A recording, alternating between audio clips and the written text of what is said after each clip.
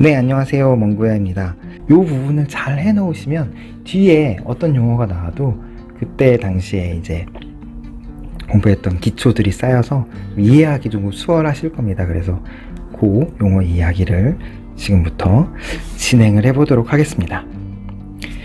네, 계약 관련 용어부터 하나씩 볼게요. 그래서 계약자라는 용어가 이제 앞으로 여러분들 공부하시다 보면 많이 등장을 할 텐데요. 계약자, 네, 계약한 사람이죠. 우리 용어로 쉽게 풀면. 그래서 여기서 말하는 여기서 말하는 회사는 이제 농협 손해보험, 이 손해평가, 이 농작물 재해 보험이 다른 보험은 뭐 많죠. 뭐 동부화재, 삼성화재, 뭐 하나생명, 뭐 여러 가지가 있잖아요. 근데 이 농업재해보험은 정책보험이고 오직 NH, 그러니까 NH는 농협의 약자예요. NH 농협 손해보험 에서만 진행을 하고 있어요. 그래서 여기서 말하는 회사는 농협 손해보험을 의미합니다. 그래서 농협 손해보험과 계약을 체결하고 보험료를 이제 납입을 공짜로 들어주는 건 아니에요. 아무리 정책보험이라고 해도 보험료를 납입할 의무를 지는 사람이 곧 계약자가 되는 거예요. 계약을 한 사람이죠. 보험료를 납입할 의무를 지는 사람. 근데 지금 이게 중요한 게 아니고 이건 뭐 당연한 얘기인데 여기서 중요한 건 요겁니다. 제가 빨간색으로 아예 쳐놨어요. 계약자는 농업인 혹은 임차농은 그거예요. 내가 땅 주인, 제가 이렇게 땅 주인이에요. 네, 실제로 뭐 제가 땅을 갖고 있는 건 아니고요. 네, 예를 드는 거예요. 땅 주인이 있는데 이 땅을 놀리기가 뭐해서 A씨 땅이라고 할게요. A씨 땅. B씨에게 임대를 해주는 거예요. 그럼 B씨가 여기 와서 농사를 지어요. 땅은 A씨 건데요. B씨한테 이 땅을 그냥 빌려주면 B씨는 임대료를 내고 이 B씨가 이 A씨 땅에서 농사만 짓는 거예요. 땅을 빌려주는 거죠. 농사를 지을 수 있게 어느 정도의 임대료를 내고요. 그러면 그게 이 B씨가 곧 임차농이 되는 거예요. 네. 그러면 땅은 A씨 땅이지만 농사는 임차농 B씨가 짓기 때문에 이 B씨가 곧 실제로 경작하는 사람이죠. 네.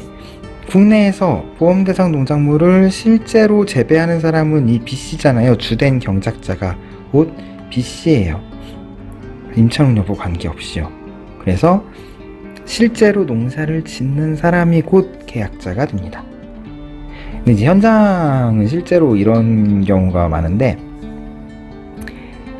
뭐 본인 땅이라고 해요. 예를 들어서 관우 씨의 땅이에요. 여기가 관우 씨의 땅인데 그 아들인 관흥 밑으로 관흥 이름으로 보험을 들었어요. 보통 아들 이름으로 보험 많이 드시거든요. 근데 실제 이제 아들은 서울에서 직장 다니고요. 분명히 관흥 이름으로 보험을 들었는데 관흥은 서울에 직장 다니고 관우 씨가 네, 실제로 재배 경작하는 경우가 많아요. 그럼 이제 손해평가 때 가져가지고 저희가 계약 관련 용어를 멍구쌤한테 배웠는데 이거 잘못된 거 아닙니까? 이렇게 따지시면 안 되고 네, 그냥 말이 그렇다는 얘기지 이런 경우도 사실상 굉장히 많아요. 네, 이거 그것도 알아두시면 좋겠는데 일단은 계약자는 실제 재배하는 주된 경작자가 곧 계약자가 된다는 거, 네, 그건 여러분들이 조금 챙겨두시면 될 것 같습니다. 네, 피보험자가 나왔습니다. 마찬가지로 계약 관련 용어예요. 피보험자가 있다면 보험자도 있겠죠. 네, 보험자와 피보험자는 서로 반대 개념인데요. 보험자는 말씀드린 보험회사를 말하는 거고요. 피보험자는 네, 그 보험을 계약한 그러니까 그 계약자라고 생각하셔도 사실은 무방합니다. 비슷한 이야기예요. 그러니까 보험사고로 인해서 손해를 입음과 동시에 피보험자가 되는 거예요. 네, 손해를 입기 전에는 사실은 피보험자는 아니죠. 그러니까 손해를 딱 입어서 보험금을 받는 대상이 되는 사람, 네, 그렇게 이해하시면 됩니다. 그럼 보험 용어니까요. 네, 간단하게 넘어가도록 할게요. 보험 증권도 마찬가지입니다. 네, 증명하는 증서예요. 네, 증명하기 위해서 이걸 보험 계약을 맺었다는 내용을 증명하기 위해서 보험회사가 계약자한테 어떤 종이를 주죠. 당신은 보험 계약이 완료되었습니다. 네, 그거를 증명하는 게 곧 보험 증권이에요. 이런 것들은 이제 상식선에서 여러분들 그냥 알고 넘어가셔도 되겠죠? 보험의 목적은요, 아까 말씀드린 그 보험 증권에 이제 기재가 된 거예요. 내가 어떤 거를 들었는지, 사과를 들었는지, 배를 들었는지, 포도를 들었는지, 아니면 고구마를 들었는지, 네, 이런 식으로 무슨 보험의 목적들이 있겠죠? 네, 그 보험의 목적, 보험에 해당되는 내가 무엇을 보험에 들었는지, 네, 그게 곧 보험의 목적입니다. 그래서 보험증권에 기재된 것들이 농작물, 아까 제가 말씀드린 사과, 배, 포도, 고구마, 벼, 고추, 여러 등등 농작물 또는 나무도 보험의 목적이 될 수 있습니다. 나중에 배우겠지만요. 안 되는 품목들이 있어요. 밤이라든가 대추라든가, 네, 안 되는 품목들도 있는데 어쨌든 나중에 그건 배우실 거예요. 나무, 그 다음에 우리 시설물, 시설작물 재배용 동물 시설물, 그러니까 쉽게 말하면 하우스가 되겠죠. 네, 하우스 같은 시설물도 네, 보험에 가입할 수 있는 보험의 목적이 되는 거고요. 부대시설이라고 그래서 그 시설물 안에 있는 뭐가 있을까요? 관수시설이라든가 난방시설이라든가 이런 시설들 있죠. 네, 이런 시설들도 보험에 가입할 수 있습니다. 그래서 그런 보험에 가입할 수 있는 대상들이 곧 보험의 목적이 되는 거예요. 네, 계약자 부담 보험료라고 용어가 분명히 이제 뒤에 나올 텐데요. 계약자 부담 보험료를 풀어보면, 네, 계약자가 부담하는 보험료입니다.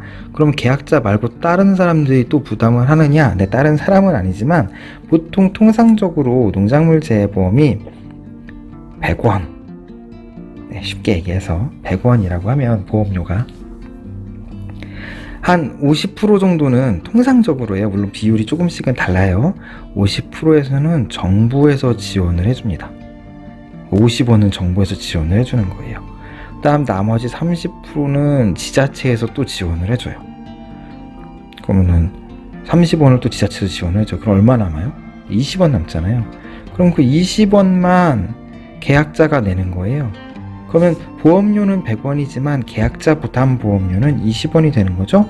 왜냐면 80%는 다 지원을 받으니까요. 물론 여기서 농협에서 또 10원 또 지원해줘가지고 10원만 내는 계약자도 있고 물론 있는데, 어쨌든 우리가 말하는 계약자 부담 보험료는 여기저기서 지원받는 것들을 다 빼고 순수 계약자가 내는 보험료가 곧 계약자 부담 보험입니다. 그래서 국가나 지방자치단체 지원 보험료를 제외하고 계약자가 곧 부담하는 보험료가 곧 계약자 부담 보험료라는 것도 여러분들 한번 챙겨두시면 될 것 같아요. 나중에 물론 나올 때도 설명드리겠지만 정책보험이라서 그런지 농작물 재해보험은 계약자가 보험료를 내는 부분이 좀 적구나, 네, 이렇게만 한번 알고 넘어가셔도 될 것 같습니다. 네, 과수원. 네, 여러분 과수원 그러면 과수원도 상식적으로 당연히 과수원이 과수원이지 이건 걸 용어의 정의에 넣느냐라고 생각하실 수 있는데, 아까 말씀드린 대로 이 포인트가 있어요. 제가 빨간색으로 좀 쳐놨죠. 여기서 말하는 과수원이나 농지는 한 덩어리의 토지의 개념입니다. 덩어리가 한 덩어리예요. 그래서 한 덩어리에 이렇게 토지가 개념이 있어요. 근데 우리 국토정보 같은 거 보면 어떤 식으로 쪼개졌냐면 이렇게 막 쪼개져 있어요. 그래서 여기가 고문리 75-1번지, 여기가 고문리 83번지, 여기가 고문리 7번지 이런 식으로 막 쪼개져 있단 말이에요. 번지가. 그런데 경계도 없고 뭐 아무것도 없어요. 그냥 이렇게 쪼개져 있지만 여기에는 그냥 다 똑같이 사과가 쫙 심어져 있어요. 뭐 경계도 없고 뭐 아무것도 없습니다. 뭐 예를 들어서 지금 이렇게 쪼개져 가지고 뭐 여기에는 배가 심어져 있고 여기에는 감이 심어져 있으면 모를까, 그냥 다 사과가 심어져 있어요. 예를 들어서 그냥 경계도 없습니다. 뭐 이게 또랑이 있거나 뭐 뚝이 있거나 길이 있는 것도 아니고요. 그냥 번지만 쪼개져 있는 거예요. 이런 경우가 굉장히 많아요. 그냥 땅인데, 하나의 땅인데 번지가 이렇게 막 쪼개져 있는 경우들이 실제로 있거든요. 굉장히 땅이 넓으면. 그러면 번지가 분명히 3개지만 우리는 그냥 이 덩어리를 하나의 과수원, 하나의 농지로 부릅니다. 그래서 필지와는 관계가 없이요, 과실을 재배하는 이 하나의 경작지, 하나의 농지가 곧 과수원 혹은 농지가 되는 겁니다. 그래서 예를 들어서 그러니까 이런 그림이 농지가 몇 개인가요? 그랬을 때 3개라고 하면 안 되는 거예요. 하나의 농지입니다.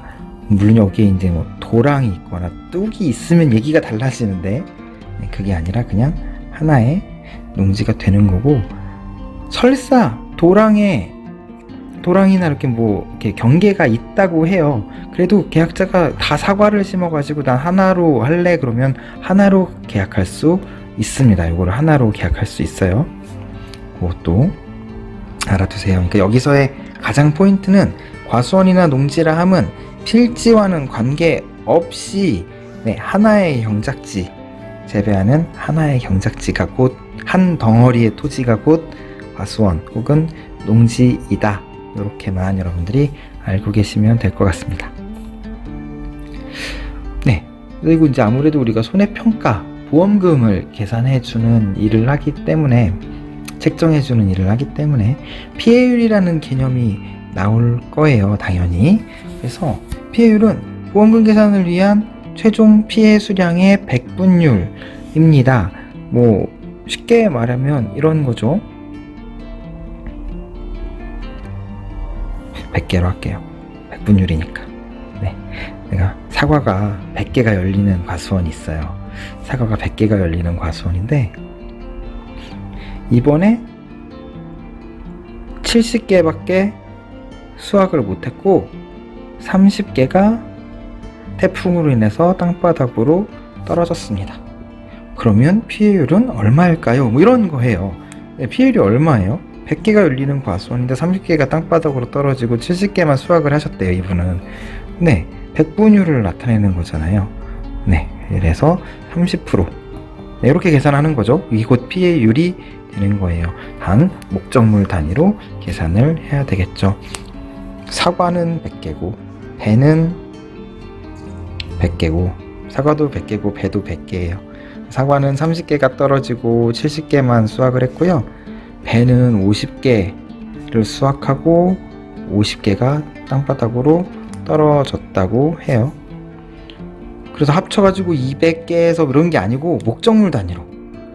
사과는 피해율이 30%고 배는 피해율이 50%인 거죠. 네, 이런 식으로 접근이 돼야지 목적물 단위로 합쳐가지고 피해율을 계산하지는 않습니다.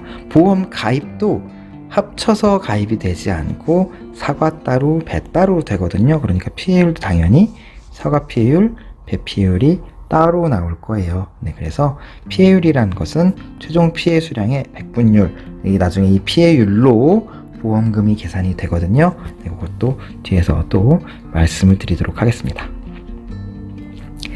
자기부담 비율이라는 게 있어요. 이것도 용어를 하나씩 풀어볼까요? 자기부담 비율이에요. 자기가 부담하는 비율입니다. 네, 자기가 부담하는 비율이에요. 뭘 부담하느냐? 보험사고로 인해서 발생한 어떤 손해가 있을 거 아니에요? 그러면 계약자, 그러니까 피보험자가 어떤 일정 비율을 부담을 해요. 그래서 보험금 계산 시에서 피해율에서 차감을 합니다. 대표적인 자기부담 비율, 여러분들이 아마 가장 많이 접한 자기부담 비율이 20%일 거예요.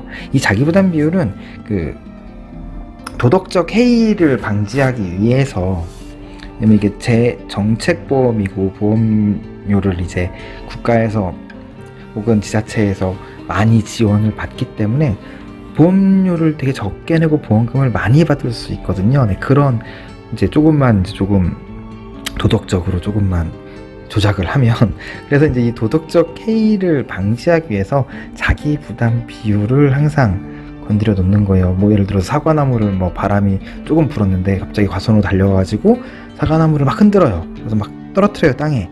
네, 이런 도덕적 해이를 방지하기 위해서 실제로 있어요. 이런 분들이 많지는 않지만 진짜로 있긴 있습니다. 이런 분들을 못 믿으시겠죠? 근데 진짜로 있습니다. 그러니까 많지는 않은데 우리나라 농민들이 다 나쁜 분들은 아닌데요. 진짜로 간혹가다 있어요. 우박이 내리는 볼펜으로 이렇게 열매 찍고 다니는 분들도 계시고요. 바람 불면 나무 이렇게 흔드시는 분들도 계시고, 네, 진짜로 있어요. 어쨌든 그런 도덕적 해이를 방지하기 위해서 자기 부담 비율을 정해요. 대표적인 자기 부담 비율이 20% 정도인데요. 아까 전에 말씀드렸던 사과로 예를 들게요. 100개, 사과 원래 100개 열리는 과선인데, 그래서 100개로 가입을 했는데 70개만 수확을 하고 30개가 떨어진 거예요. 그래서 피해율이 30%라고 말씀드렸잖아요. 근데 이분은 자기 부담 비율이 20%이기 때문에 30%를 전부 보상받는 게 아니고요. 여기 30%에서 20%를 뺀 10%만 보상을 받을 수 있습니다. 네, 이 자기 부담 비율은 모든 품목에 다 있습니다. 뭐 다 20%라는 얘기는 아니지만 가장 흔한 자기 부담 비율이 20%고요. 나중에 배우시겠지만 30%에서 20%를 뺀 20%가 곧 자기 부담 비율이 되는 거예요. 그래서 보험사고로 인해서 발생한 손해에 대해서 계약자 또는 피보험자가 부담하는 일정 비율로 보험금 계산 시에 피해율에서 차감이 되는 거예요. 보시면 아까 30%에서 차감됐죠? 20%로. 네, 그래서 우리가 10%만 계산된다고 말씀드렸잖아요. 네, 피해율에서 차감되는 요 비율이 자기 부담 비율이에요. 그래서 이것도 여러분들이 알고 계시면 될 것 같아요. 자기 부담 금도 있어요. 네, 아까 자기 부담 비율이었잖아요. 이건 자기 부담 금입니다. 마찬가지로 자기가 부담하는 금액이에요. 아까는 자기가 부담하는 비율이었잖아요. 네, 자기 부담 비율이에요. 단위가 퍼센트란 말이에요. 비율이니까. 얘는 금이기 때문에 단위가 원이에요. 똑같아요. 보험사고로 인해서 발생한 손해에 대해서 계약자 또는 피보험자가 부담하는, 아마 똑같을 거예요. 부담하는까지 똑같죠? 자기부담 비율에 부담하는까지 똑같아요. 일정 비율이 자기부담 비율이고요. 일정 금액, 요게 자기부담 금이에요. 또 보험금 계산 시에 자기부담 비율은 피해율, 비율이기 때문에 비율, 퍼센트이기 때문에 피해율에서 차감을 해야 단위가 맞죠. 퍼센트에서 퍼센트를 빼야죠. 자기부담 금은 손해액, 금, 원이기 때문에 원에서 원을 빼야 아마 맞을 거예요. 단위가. 그래서 손해액에서 차감합니다. 그러니까 자기부담 비율은 다 개념은 같은데 자기부담 비율은 일정 비율로 보험금 계산 시에 피해율에서 차감하고 자기부담 금은 일정 금액으로 보험금 계산 시에 손해액에서 차감합니다. 그러면 왜 자기부담 비율과 자기부담 금으로 구분해놨냐? 이게 조금 여러분들이 짜증 나실 텐데 벌써부터, 그죠? 저도 그래요. 근데 이 우리 약관, 재보험 약관상 자기부담 비율은요, 보통 농작물에서 쓰이고요. 피해율 구하는 농작물에서 쓰이고, 자기부담금은요, 통상적으로 시설 같은 데서 쓰입니다. 시설 같은 데서 쓰여요. 이렇게만 알고 계시면 될 것 같아요. 그래서 손해액이 얼마인데 자기부담금이 얼마라서 보험금이 얼마다. 요게 시설 같은 데서 씁니다. 그래서 손해액 마이너스 자기 부담 금이 되는 거고, 피해율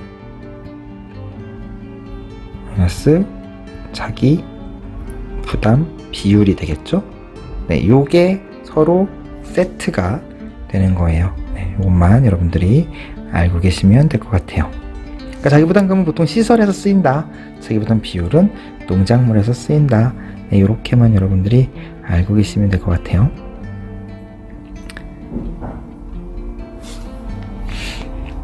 네, 보험증권은 아까 했으니까 넘어가고요. 보험 가입 금액 보시면요. 회사와 계약자 간의 약정한 금액으로 보험사고가 발생할 때 회사가 지급할 보험금 산출의 기준이 되는 금액이 보험 가입 금액이라고 되어 있습니다. 그래서 보험금 구하는 대표적인 산식이 있죠. 그러니까 회사와 계약자 간의 약정한 금액이에요. 예를 들어서 이렇게 이해하시면 쉬울 거예요. 사과가 한 개에 100원이에요. 사과가 한 개에 100원이에요. 근데 100개가 저는 열리는 과수원이에요. 보험을 가입하려고 해요. 사과가 한 개에 100원인데 저는 100개가 열리는 과수원이면 내가 보험 가입 금액이 얼마가 되냐면, 통상적으로 사과가 하나에 100원인데 난 100개 열리는 과수원이니까 내가 보험의 목적, 내 보험 목적의 가치, 그게 곧 보험 가입 금액이 되거든요. 통상적으로. 그러면 100개에서 100원이 되니 10,000원이 되는 거죠. 곱하면. 네. 이게 곧 보험, 원칙으로는 보험 가액이라고 해요. 이 보험 목적물의 가치. 근데 보험 가입 금액은 이 보험 가액의 50%에서 100% 사이로 가입을 할 수 있어요. 그러니까 내 보험의 가치는 10,000원인데 나는 5,000원어치만 가입할래. 물론 이렇게 할 수도 있는데, 통상적으로 보험에 가입할 때 반을 나눠서 가입하진 않으니까요. 100% 다 가입을 한다고 가정하고 100원에 100개니까 10,000원이에요. 내 보험의 가치는 이제 10,000원이 되는 거예요. 100개가 열리는 과수원에 사과 한 개가 100원이니까요. 그런데 아까 똑같은 예를 들게요. 근데 70개만 수확을 했어요. 30개가 떨어졌단 말이에요. 70개만 수확을 했어요. 자, 그러면 아까 피해율이 30%잖아요. 그러니까 여기서의 1을 피해율로 바꿔볼게요. 네. 그래서 얘는 보통 지금 이 산식은 전손일 경우, 네, 전손일 경우인데, 이건 원래대로 하면 이걸 피해율로 바꿔야 되겠죠. 자, 피해율이 30%라고 하고, 아까 말한 자기부담 비율이 20%라고 하면 10%만 보장받는다고 말씀드렸잖아요. 어디에 10%를 보장받냐면 이 10,000원에, 그러니까 이 보험 가입 금액인 10,000원에 10%에만 보장을 받는 거예요. 그러면 1,000원이 되겠죠. 네, 이 1,000원이 보험금이 되는 겁니다. 1,000원이요. 100개가 있었는데, 아까 말씀드린 전손 100개가 있었는데 100개가 다 떨어졌어요. 100개가 수확을 하나도 못했어요. 그러면 피해율이 100%죠. 그러니까 1이 되는 거예요. 여기서 자기부담 비율인 20%만 뺀 8,000원이 보험금이 되는 거죠. 네, 이런 식으로 될 겁니다. 그래서 이 산식은 사실상 뭐 이론서에도 이렇게 아마 실릴지 모르겠는데 전손인 경우이고요. 원래대로 실제대로 보험금이라고 하면 요 1자리 1 있는 위치에 피해율이라고 나와 있어야 됩니다. 그래서 보험금은 보험 가입 금액에서 피해율에서 자기 부담 비율을 빼는 게 이게 통상적인 보험금 구하는 산식입니다. 그럼 아까 자기 부담금은요? 자기 부담금은요, 전개를 하는 거예요. 여러분들 수학 싫어하시죠? 네, 이게 전개를 하는 겁니다. 그러면 보험 가입 금액 곱하기 위에다 써볼까요? 전개를 하면 보험금은 보험 가입 금액 곱하기 피해율이 되는 거고요. 빼기, 네, 이렇게 되는 거죠. 보험 가입 금액 곱하기 자기 부담 비율이 되는 거예요. 네, 이해되셨죠? 그러면 금액과 율이 만난 거예요. 지금 전개한 거예요. 여러분들 갑자기 뭐 이 식이 어디서 튀어나왔냐라고 하시면 곤란해요. 네, 전개하신 거예요. 그러면 이렇게 곱하고 이렇게 곱한 거니까요. 금액과 피해율이 곱해지면서 얘가 뭐가 되냐면 보험 가입 금액의 피해율, 아까 말씀드린 10,000원에 난 30%를 피해봤어. 그러니까 3,000원. 3,000원을 손해본 거예요. 보험 가입 금액의 피해율이잖아요. 그래서 얘가 곧 손해액이 되는 거고요. 보험 가입 금액의 자기 부담 비율을 곱하면 10,000원에 20%인 2,000원. 2,000원은 자기 부담 금이 되는 겁니다. 결국 다 같은 식이에요. 그래서 요 식 밑에다가 똑같은 식이 손해액의 자기 부담금과 같은 식이 됩니다. 그래서 결국에는 3,000원인데 2,000원을 뺀 1,000원만 보험금을 받는 게 결국에는 똑같은 거잖아요. 그래서 요 식과 요 식이 결국엔 같아요. 그래서 요 식은 사실상 전손을 의미하는 보험금 구하는 산식이고, 가장 여러분들이 많이 쓰는 식이 요 두 가지 식일 거예요. 근데 요 밑에 거는 아까 말씀드렸지만 시설에서 보통 쓰이고요. 보통 뭐 위에 식이 가장 많이 쓰일 겁니다. 다 그런 건 아니지만 가장 많이 쓰이는 보험금 구하는 산식입니다. 그래서 아까 말씀드린 보험 가액 있잖아요. 농작물 재해보험에 있어서 이 피보험 이익을 금전적으로 평가한 금액, 그러니까 보험 목적에 발생할 수 있는 최대 손해액이 곧 보험 가액이에요. 사과가 100개 열리는 과수원인데 100원이에요. 그러면 10,000원이 되는 거잖아요. 네, 요 10,000원. 요게 곧 보험 가액이고, 이 10,000원을 고스란히 보험에 가입하면 이 10,000원이 곧 또 10,000개가 아니고 10,000원이요.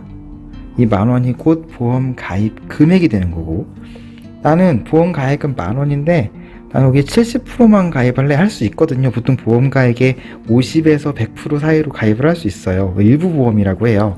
나는 70%만 가입을 할래? 그러면 7,000원만 가입을 하는 거예요. 요게 곧 보험 가입 금액이 되겠죠. 그러니까 보험 가액을 기준으로 보험을 가입한 금액이 곧 보험 가입 금액이 되는 거고요. 그래서 지금 요건 내가 보험을 드는 가치, 요게 곧 보험 가액이 됩니다. 그래서 보험 가입 금액과는 구분이 좀 되시겠죠? 보험 가액을 기준으로 일정 범위 내에서 보험에 가입하면 그게 곧 보험 가입 금액이 되는 거예요. 보험 기간은 여러분들 아시겠죠? 보장을 받는 기간이에요. 예를 들어서 3월 1일부터 11월 30일까지 이때가 보험 기간이라고 할게요. 3월 1일부터 11월 30일까지. 그러면 이 안에 이루어진 재해는 보장을 받을 수가 있습니다. 예를 들어서 10월 20일 날 태풍이 불었어요. 그래서 이 태풍이 보장하는 재해다. 자연재해를 보장하고 있다. 태풍이 10월 20일 날 불었어요. 그래서 예를 들어서 과실에 피해를 입었습니다. 그러면 이 기간 안에 얘가 있기 때문에 보장을 받을 수가 있는 겁니다. 그래서 각 작물별 보험 기간들이 다 따로 정해져 있습니다. 여러분들이 나중에 저와 같이 배우실 거예요. 어떤 작물은 언제부터 언제까지, 어떤 작물은 언제부터 언제까지, 이런 것들이 다 있어요. 정해져 있습니다. 그것도 여러분들이 배우게 될 겁니다. 만약에 이런데요, 보상하는 재해로 11월 29일 날 재해를 입었어요. 그런데 조사를 12월 한 3일 그날 바로 못 나가잖아요. 12월 3일 날 나갔어요. 얘는 보장이 될까요, 안 될까요? 보험 기간 밖에 조사를 나간 거예요. 재해 날짜가 보험 기간 이내이므로 보장이 되는 거예요. 조사일자랑은 상관이 없습니다. 이렇게 되면 뭐 조사자의 귀책인 거죠. 그렇기 때문에 재해가 이 날짜에 이루어지면 조사 날짜는 보험 기간을 벗어나도 상관은 없다. 다만 뭐 재해가 뭐 12월 2일 이렇게 발생하면 이제 안 되겠죠. 그건 안 되니까 기간 내에 일어난 재해는 보장을 받을 수 있다. 이렇게 이해하시면 될 것 같습니다. 오늘 첫 강의라서 좀 이렇게 두서없고 좀 정신 없으셨을 텐데 이렇게 하나하나씩 용어도 배우고 조금 현장 얘기도 제가 좀 곁들이고 하면 아마 좀 공부에 좀 재미도 붙이시고 그러다 보면 1과목, 2과목 앞으로 업무하실 때 조금 편하실 거예요. 이 조사 구분 앞에는 이제 계약 구분 용어라서 좀 재미가 없었는데 조사 구분 이제 드디어 이제 조사 얘기가 나오기 시작하는 거예요. 그럼 이제 현장 얘기도 들어가고 뭐 사진도 들어가고 하면 첫 시간보다는 훨씬 있으실 거예요. 원래 첫 시간이 재밌어요. 뒷 시간이 기대가 되는 건데 처음이 계약 관련 용어다 보니까 저도 어쩔 수가 없었어요. 여러분들 좀 이해 부탁드리고 다음 월요일이 되겠네요. 월요일 날 조사부분 관련 용어로 다시 인사드리고 여러분들 한번 그냥 이렇게 재미삼아서 읽어보시는 건 괜찮은데 이거 제가 PPT로 만들었기 때문에 이거를 막 다 출력하시는 거는 조금 비효율적인 것 같아요. 종이 아까워요. 여러분들 그냥 연습장에 필기 하시면서 그냥 가볍게 들으시면 될 것 같습니다.